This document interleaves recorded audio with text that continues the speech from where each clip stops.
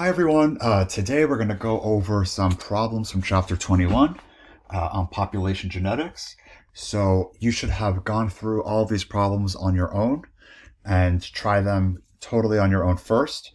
Once you have your answers, you should be watching this step by step and pausing frequently. So I'm going to go rather fast through this so you can control how slow you'd like to go by just pausing at some stopping points, and I'll indicate when good stopping points are. So the first problem is in the back of the book, back of the chapter, and it tells us that there's a founder generation of 2,000 big A individuals, 2,000 big A little a individuals, and 6,000 little a individuals. And then it tells us that mating is random, there's selectively neutral genotypes, and then mutations don't exist. So this is saying that Hardy-Weinberg equilibrium is assumed. So the first question is, what are the frequencies of alleles big A and little a in the founder generation? So we have to just think about each genotype and think about how many alleles each individual will contribute. So these individuals, right, everyone has 2 copies of big A. So that would be 4,000 copies right there, just from the first class of big A. And then these heterozygotes would still contribute 2,000, right? Each person will contribute 1 big A. And then the same logic would apply with the little a individuals. So little a, that we have 2,000 from the heterozygotes. And then each of the 6,000 homozygous recessive individuals, they each have 2 little a's, so that's going to be 12,000. So in total, we have 14,000 little a's. We're just going to write 14K. And we have 6,000 big A. And then, of course, since there are you have to count the number of individuals. So there's 10,000 individuals, which means there are 20,000 alleles. So you would just divide the number of alleles divided by the total number of alleles in that population. So I'm just going to erase this for now and then show you the answer. Right? It should be 0.3 for big A, and for little a, it should be 0.7. And the next question asks, is the founder generation at Hardy-Weinberg equilibrium? So for this, you have to use the allele frequencies you just determined and plug them into the Hardy-Weinberg equation and see if those genotypes match what you know this founder generation has. So what we're going to do is plug in 0.3 for P and 0.7 for Q and see what we expect from each genotype. Right, so P squared plus 2PQ plus Q squared, right, that's how we get, and we know that P, so there's our P value, 0.092 for P squared, and then 2 times PQ gives us 0.42, and then the 0.7, which was little a squared, is 0.49, which should always equal to 1. Right, roughly. And we have to think about, do these numbers match up what we would expect in a population of 10,000 individuals? Right, what we would expect if this were at Hardy-Weinberg equilibrium and the allele frequencies were in fact 0.3 and 0.7 for P and Q respectively, you would expect to have 900 big A, 4,200 big A, and 4,900 little a. Therefore, the founder population described is not at equilibrium because there is a very big difference in what they consisted of. They had a lot more little a individuals. So this is an example of genetic drift or sampling error, right? So this remote island did not represent Hardy-Weinberg equilibrium because these numbers do not agree with their actual population. The next question asks, what is the allele frequency of A in the second generation?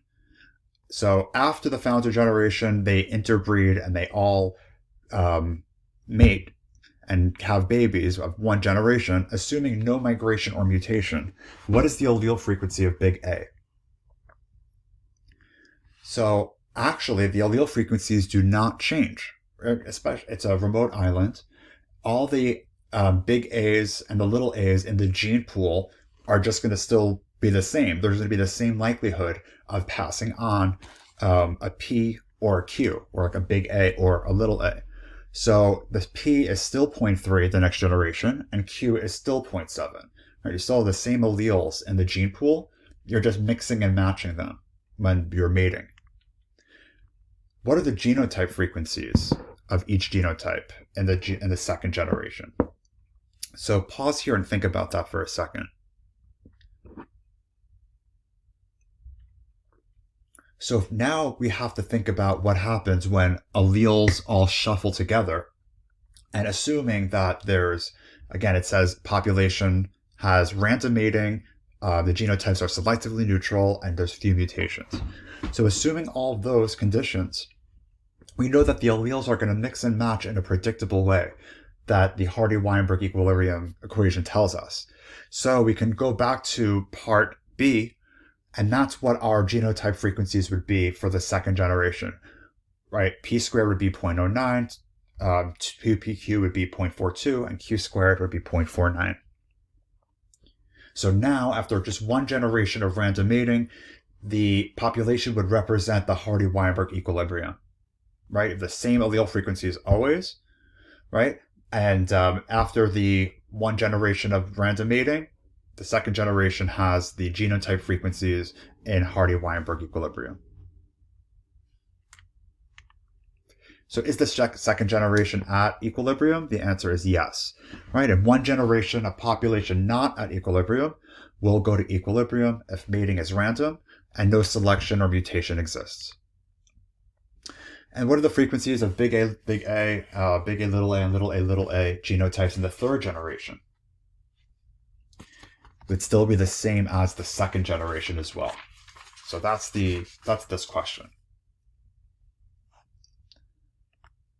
So this is number 2. So take a second to review this and see if you're satisfied with the answer you have. So for number 2, it says 2 alleles have been found as this X-linked gene called PGM in flies. The frequency of the A allele is 0.25. The frequency of the B allele is 0.75. Assuming Hardy-Weinberg equilibrium, what are the expected genotype frequencies in males and females? For X-linked genes, we have a rule, right? So note that it's asking you in males and females. There's a difference here. So if you're at Hardy-Weinberg equilibrium, males of the next generation will have the same P and Q as the previous mothers. Remember, males only get one X chromosome from their mothers. So whatever the allele frequencies of the X-linked gene are in one population, the males will get that same genotype frequency because they only get one X. So for example, if 25% of all the X alleles in the population is A, and 75% of all the X alleles are B, then if the males are only getting one X, 25% will have the A genotype, 75% will have the B genotype, right? So for that, for X-linked genes, it says that P is 0.25 and Q is 0.75 since males only have one copy of the X chromosome. So the genotype frequency is equal to the allele frequency. Right, so the frequency of male flies with the genotype XAY is 0.25. The frequency of males with genotype XBY is 0.75. For females, we have 3 possible genotypes, and I just abbreviated it A instead of PGMA. It was a little hard to keep track that way. So XA, you can have a heterozygote, or you can have XB. And if we're at Hardy-Weinberg equilibrium, right, we're going to have P squared, 2PQ, and Q squared. So we're going to do 0.25 squared, 2PQ, and then 0.75 squared to get these values here. So those are the genotype frequencies in females. These are the genotype frequencies in males.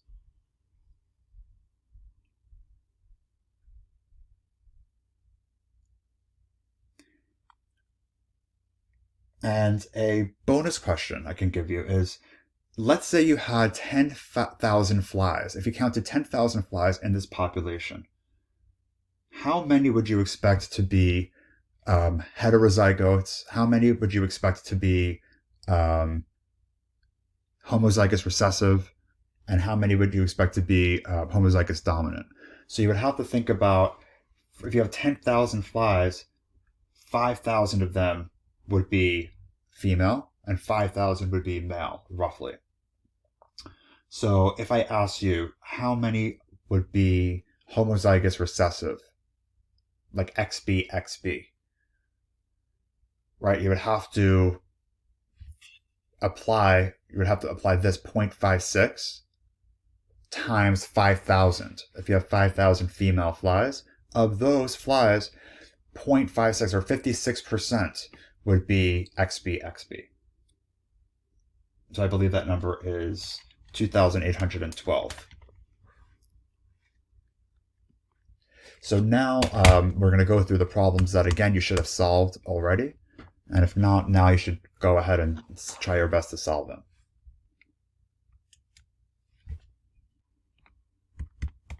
So for number 5, for populations 1, 3, and 5, you're asked which of these populations are at Hardy-Weinberg equilibrium. So you're given genotype frequencies for 3 different populations, for big A, little a, and little a. And you're asked which of these are at Hardy-Weinberg equilibrium. So the first thing you have to do is find the allele frequencies in each population. And we know we have an equation to figure that out, the allele frequencies in each population. And then we can plug that into the equation and then see if those numbers, those genotype frequencies, match what the population actually has. So that's our strategy. So for this first population, it's for number 1, how do we figure it out? So how do we figure out the allele frequency for big A? So I'll write this down. So if we have 0.25, so we're looking at the frequency of A, or which is also known as P. So we add 0.25 plus half of the heterozygotes. You add the homozygous dominant plus half of the heterozygotes.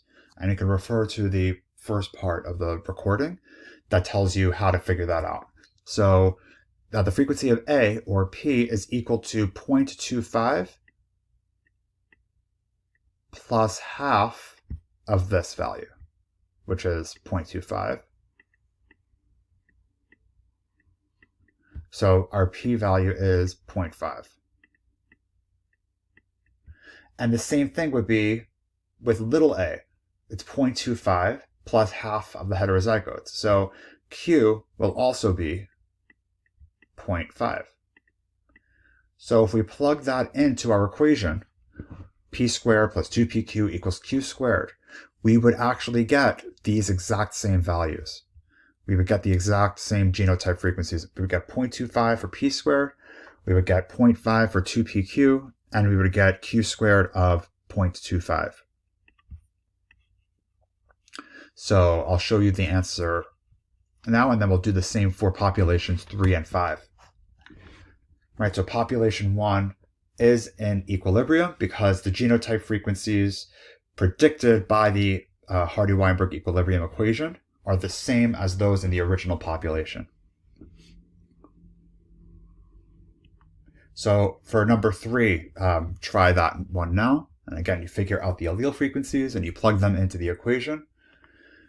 You would see that population 3 is not in equilibrium, right? Because what you would get from the equation, you figure out your allele frequency. So A was 0.775 and little a was 0.225. And when you plug that in the equation, you get very different values than what you actually saw. So population 3 is not in equilibrium. And then for population 5, again, you figure out the allele frequencies and you plug them in the equation. What we would expect is exactly what we saw. So population 5 is in equilibrium. because the original genotype frequencies are the same as those predicted by the equation.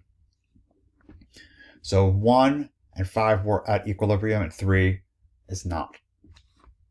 And you can do the other ones for extra practice and look at the solutions that are posted online. So number 7, you're said that a large random mating population starts with 3 different blood types. And it said the blood gene is autosomal and the M and N alleles are codominant. So codominant, again, if you remember, they're both expressed, and that's how blood type is inherited. So take a second to see if you can figure this one out. So for P, we have to figure out P and Q, because we're going to be asked if it's at Hardy-Weinberg equilibrium. So let's first figure out what P and Q are, and then we're going to figure out what the allele and genotype frequencies will be after 1 generation of mating. So for P, we have to figure out, we'll take 0.5, which is the big A, or in this case, big M. So it'd be 0.5 plus half of the heterozygotes. So that would be, P would be 0.6. Again, we're taking 0.5 plus half of the heterozygotes, which means Q would have to be 0.4. And again, you know that in 2 ways. You know that because P and Q always equals 1, meaning Q equals 1 minus P. And you take 0.3 plus half of the heterozygotes to also get 0.4. So is this at equilibrium? You would have to plug it into the equation. And if you plug those values into the equation, you would get 0.36, 0.48, and 0.16. Therefore, the initial population is not in equilibrium. What about the allele frequencies and genotype frequencies after 1 generation? Then we'd expect what the equation told us, right? So from those values of 0.6 and 0.4, the genotype frequencies in the first generation will be 0.36, 0.48, and 0.16. The allele frequencies will remain the same, assuming no migration or mutation. What will be the allele and genotype frequencies after 2 generations? And again, they're going to remain the same as in part B. Hardy-Weinberg equilibrium for that locus will be reached after 1 generation of random mating. So you're not going to see any change in allele frequencies or genotype frequencies. So now we'll do number 9. Pause here and see if your answer is satisfactory to you. So you're first asked to estimate the allele frequency responsible for a genetic trait. And so it says alkaptonuria is a recessive autosomal genetic disorder that's affecting 1 in 250,000 people in the US population. So think about what that means. If 1 out of 250,000 people has this disease, what does 1 over 250,000 represent? What value? That's equal to Q squared, right? It's the frequency of the homozygote recessive population. So Q squared is equal to 1 over 250,000, which is the same thing as saying 4 times 10 to the 6th. So if you take the square root of that, you're going to get a Q that should be 0.002. And of course, that will mean that your P is going to be 0.998.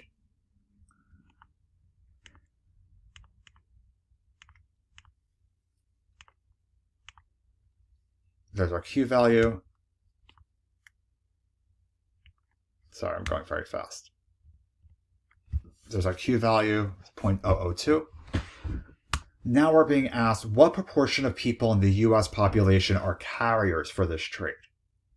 And in this population, what is the ratio of carriers to individuals affected by alkaptonuria? So now we have to think about carriers, and what do we know in the equation that represents carriers? It's 2pq.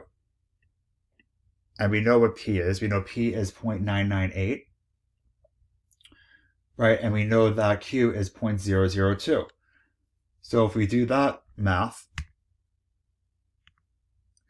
2 times pq will give us a value of 0.004, which is 0.4% of the population. Less than 0.5% of the population are carriers for this disease. And to figure out the ratio, you just have to take this number and divide it by the q squared. So you're basically doing 2pq divided by q squared to figure out carriers to affected ratio. And it's actually 1,000 to 1. 1,000 to 1 is the ratio of carriers to affected individuals.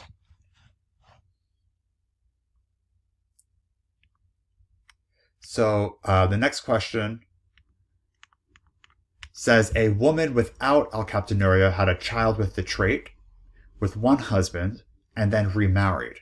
What is the chance that a child produced by her second marriage would have alkaptonuria? So this is an interesting question, and take a second to think about it before you read the answer. So if a woman has a child with the trait, that means that she must be a carrier. And that means that her initial husband, her first husband, was a carrier as well. And so it's asking, what is the chance that a child produced by her second marriage would have alkaptonuria? So it depends on her husband. So if the new husband is homozygous normal, she can never have an affected child. However, if the new husband is a carrier or is himself affected, then she can have an affected child. So now you have to figure out, if you really want to get specific, you have to figure out the chance of her having a child with a carrier in the population, and then the chance of her having a child with somebody with alkaptonuria. And you're going to take that and add those two together to figure out the total probability that she can have an affected child from a marriage to a man. That's not totally homozygous normal.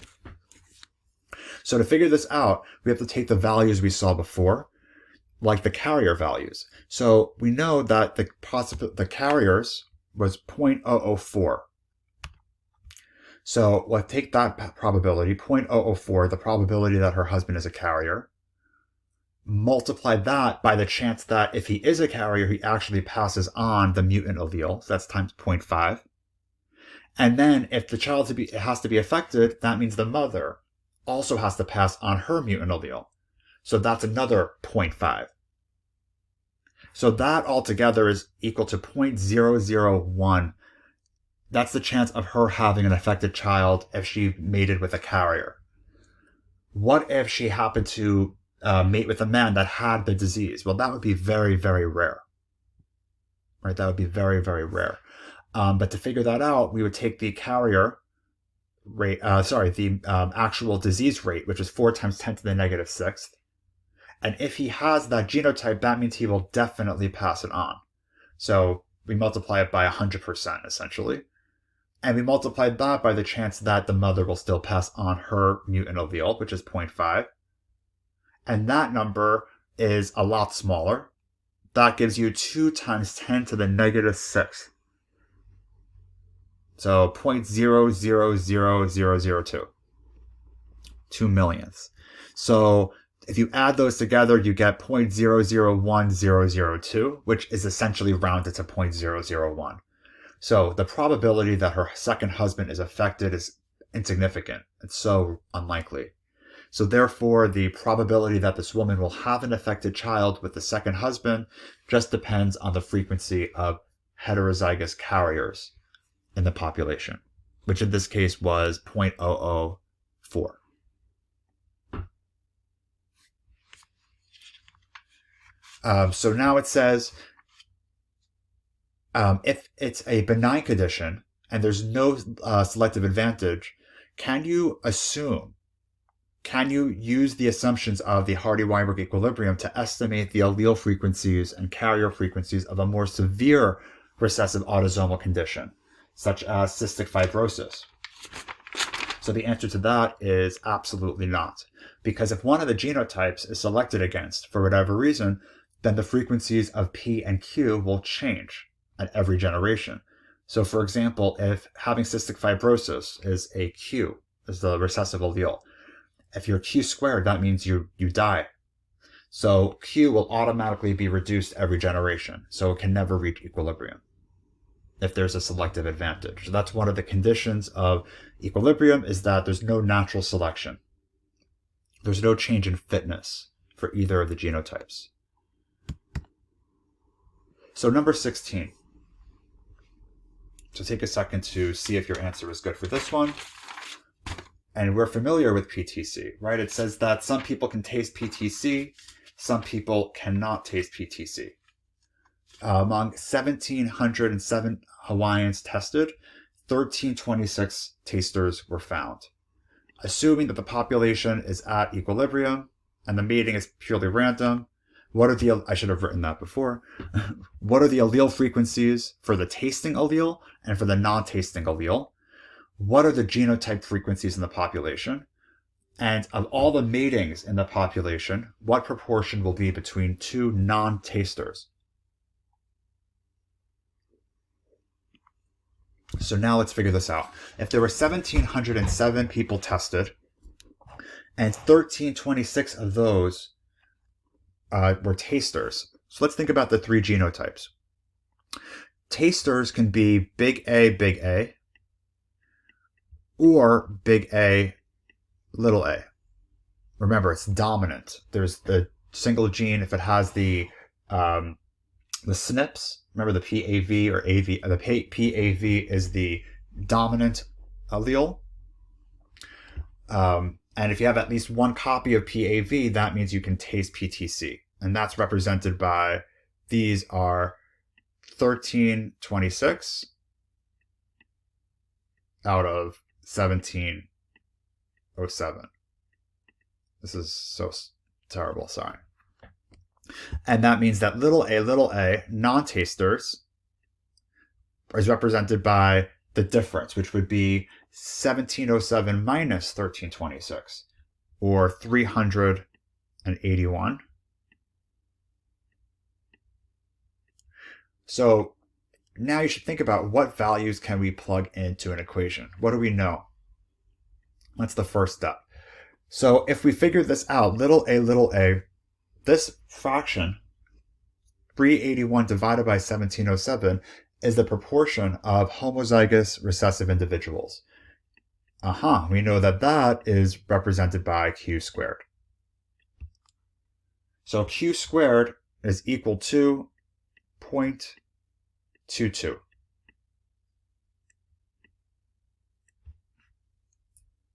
And then if you take the square root of that, you'll find that Q is equal to 0.47, which means that P would have to be 0.53 for this population. So I'm going to show you the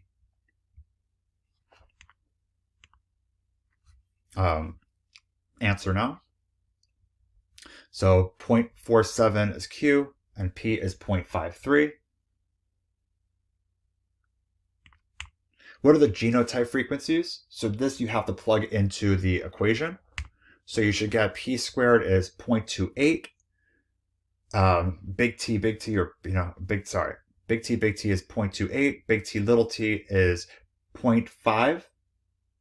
And little t is 0.22.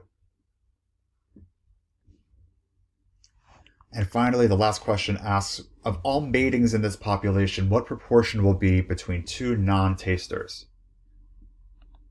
So two non-tasters mating would be the proportion, it would be 0.22 times 0.22. Right, 0.22, because that's the proportion of Q squared individuals. So it should be about 0.05 or 0.048.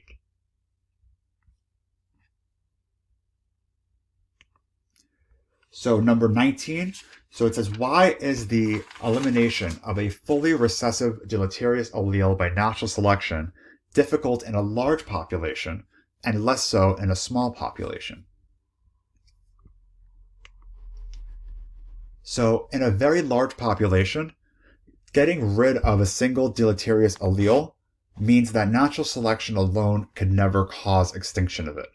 So it's going to be so large in a population that there's never going to be a way for natural selection to single out just that gene. So over time, the frequency will decrease, but it will never reach a value of 0. But in a small population, it's very probable that just genetic drift alone will eliminate a deleterious allele, because if there's just a small change in the environment or just if a population moves into a new location, then you can get rid of an allele from a gene pool. But in a very large population, it's very hard to get rid of a deleterious allele by natural selection. You'll have a lot of carriers in that case as well. What is the most straightforward evidence at the molecular level in support of the idea that modern humans first appeared in Africa? And the number one evidence is that African populations show a much greater average DNA sequence diversity than any population does in the world. So if we look at all of our DNA sequences, they all coalesce to a branch point that are more like current day Africans. So we know that we all diverged from populations in Africa, and African populations today had the most time to accumulate new mutations. And populations that exist around the world today were a result of little founder effects, so to speak, small groups that represented sample errors of the mean that they came from.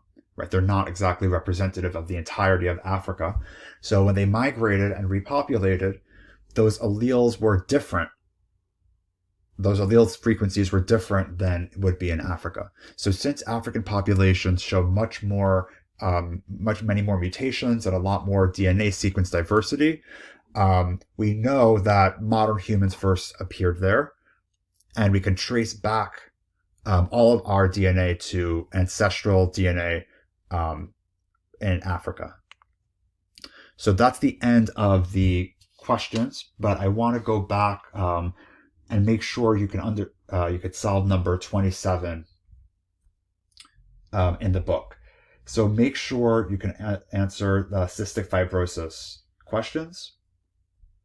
So let's pull up number 27 again. So number 27 in the back of the book, I showed before in part 1 on slide 54. So in Europe, the frequency of the CF allele causing the recessive autosomal disease cystic fibrosis is about 0.04.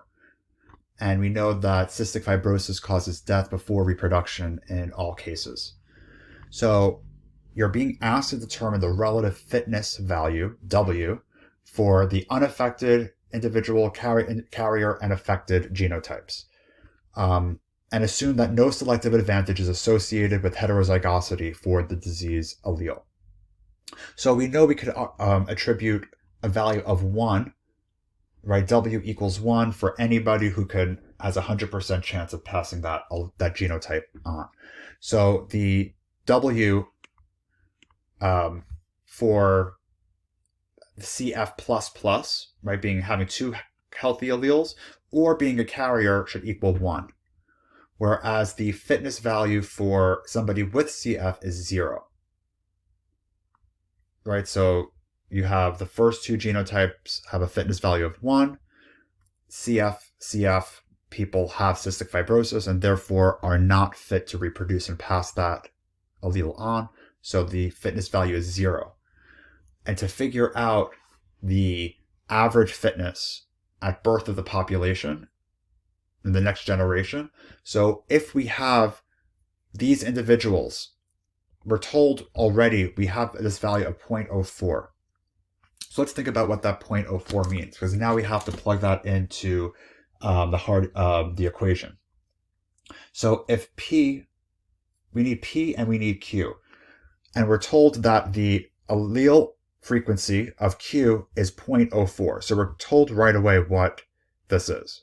So we could just write Q equals 0.04, which means that P must equal 0.96. So if we plug that in, we already did part 1. We said the relative fitness values for unaffected or carrier is 1, affected is 0. The mean fitness, we have to use an equation that takes into account P squared, 2PQ, and Q squared, but multiplying each genotype with its relative fitness. So to do that, we would multiply P squared times 1 plus 2PQ times 1 plus Q squared times 0, right? These people die. So when you multiply these values and add them, you get the mean fitness, or the W with the line over it, the mean fitness of 0.9984.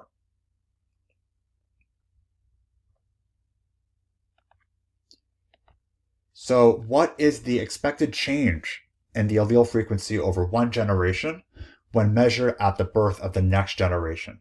So assuming that all the Q squared individuals died, and now you have a new set of alleles in the gene pool, once they mix and match, what will be the new allele frequency in the next generation? This is a way of expressing delta Q, right? That's what delta Q is. What is the allele frequency change over one generation? So we have to use this equation. Oh, I hate this typo. Right? You would never, this should make sense of why they're doing this. This one is correct, and I'll make sure that the equations you get are correct. And using these values, right, let's plug in for P and Q. And again, this is going to be 0, this is -1, so you're going to multiply this. This whole thing actually ends up crossing off.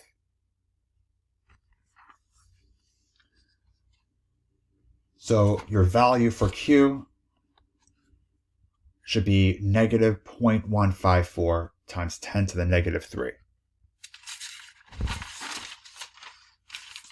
So that's if you want to round, it would be negative 0.00154.